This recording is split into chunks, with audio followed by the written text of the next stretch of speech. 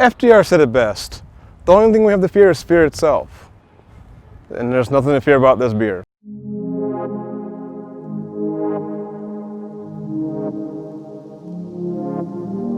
What's up, guys? Welcome to the Result Beer vs. Bureau. So today we've got the Fireside Chat by 21st Amendment. It's 7.9% English style brewed ale. It's more on the strong ale side, but it's got some spices and a whole lot of holiday cheer for added measure. So we're gonna get into it today. Check it out. The Fireside Chat by 21st Amendment Brewery is a winter spiced ale that comes in at 7.9%, and it's plenty dark and plenty malty.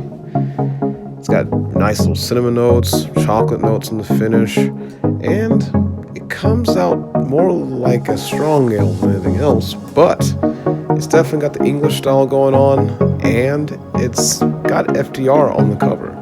I mean, what's not to like, right?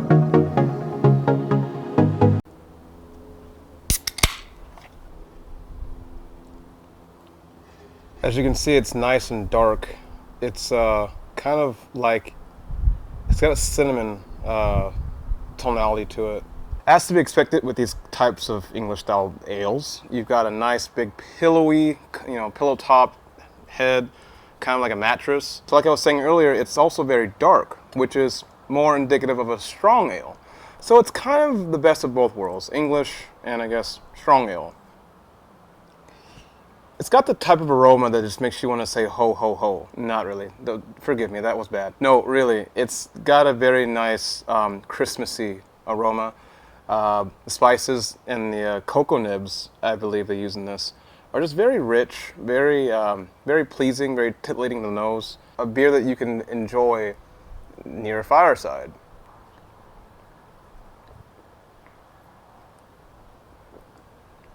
So, with any sort of winter spiced beer at all, on the nose you almost always get a whole heaping of the spices, and that's a good thing because it really drives in the idea of it being a winter style beer. With this one in particular, strong more or less compared to the other beers I've had that were winter spiced ales, but it seems more like just a fine mixture. It's definitely got different spices than I have had in the past with other beers. After the flush of spices, hit the tip of your tongue, it mellows out in the middle, and it finishes off boozy because it is a 7.9% beer. It's gonna sit you down near a fire or fireplace if you don't want to light the fire. I actually shouldn't be talking about fires right now because California is quite literally on fire with all the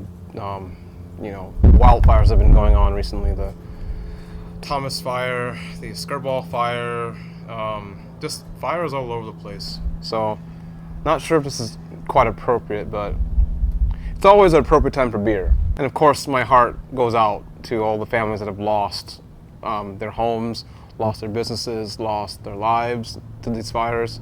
It's a terrible state of affairs, I gotta say. Well, on a more positive note, I guess semi-positive in this case, the Fireside Chat is indeed named after Franklin D. Roosevelt, the 32nd President of the United States, who had a very popular platform to address the current issues at the time of the Great Depression. It was done by the fireside and broadcast on the radio. A sort of way to comfort his constituents and just the American people on end. Nevertheless, let's not talk about depressing things anymore. So given that it's 7.9% and it's so dark, the evidence points to the fact that it's probably very malted up, and you'd be right. It's got pale Munich wheat crystal, aromatic chocolate malt, and deep bitter black malts. It's a lot of malting going around. So of course with all that malt and all that chocolate, it's a nice holiday beer. It's hefty, but it's not going to leave you on your butt for too long. So now it's time for the artwork. 21st Amendment's cans are pretty cool most times. They're usually all drawings, and in this particular case, you have Franklin D. Roosevelt sitting on a chair with looks like a beer. It could be sherry or something, smoking a very antiquated, super fancy and very aristocratic cigarette in his mouth. It's just nice looking. It's very homely looking. Stately but homely at the same time. I actually enjoy the holidays. It's one of my favorite times of year. Same thing goes for holiday beers. I can have those types of beers, you know, all year round. Maybe not this one all year round, but in general, I'm a big fan of the holidays. I'm a big fan of holiday beer. Now, one thing I'm not a fan of when it comes to holidays is eggnog. You can give me the brandy or you can give me the rum.